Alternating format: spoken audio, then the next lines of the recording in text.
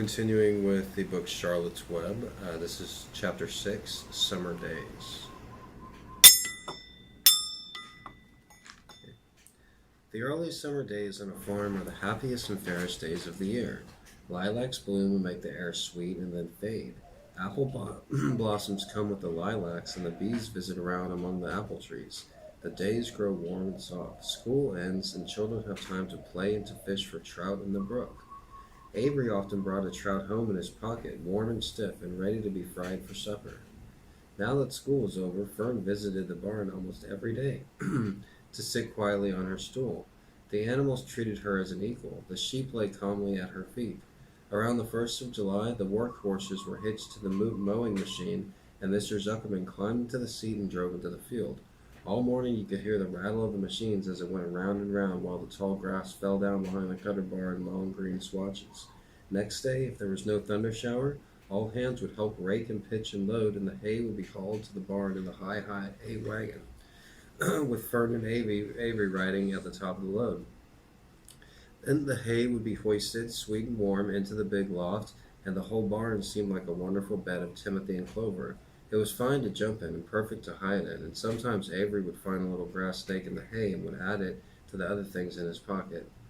Early summer days are a jubilee time for birds. In the fields, around the house, in the barn, in the woods, in the swamp, everywhere, love and song nest and eggs. From the edge of the woods, the white-throated sparrow, which must come all the way from Boston, calls, "Oh, Peabody, oh, Peabody, Peabody." On an apple bough, the phoebe teeters and wags its tail and says, "Phoebe, Phoebe."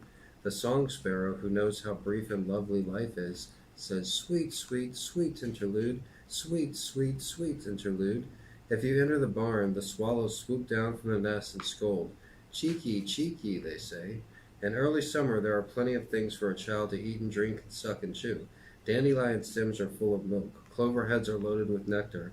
The frigid air is full of ice-cold drinks. Everywhere you look is life. Even the little ball of spit on the wheat stalk, if you poke it apart, has a green worm inside it.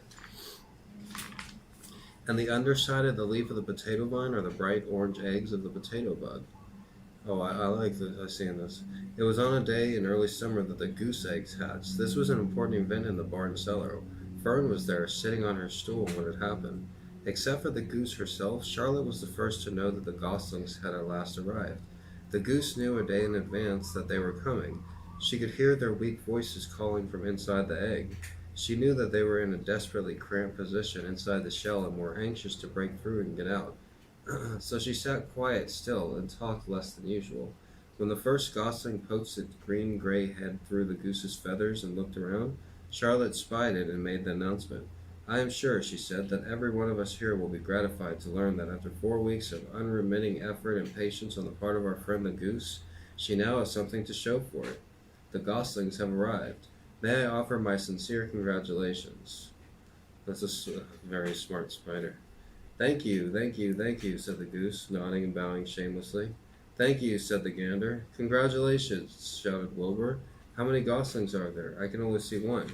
"There are 7," said the goose. "Fine," said Charlotte. 7 is a lucky number." "Luck has nothing to do with this," said the goose. "It was good management and hard work." At this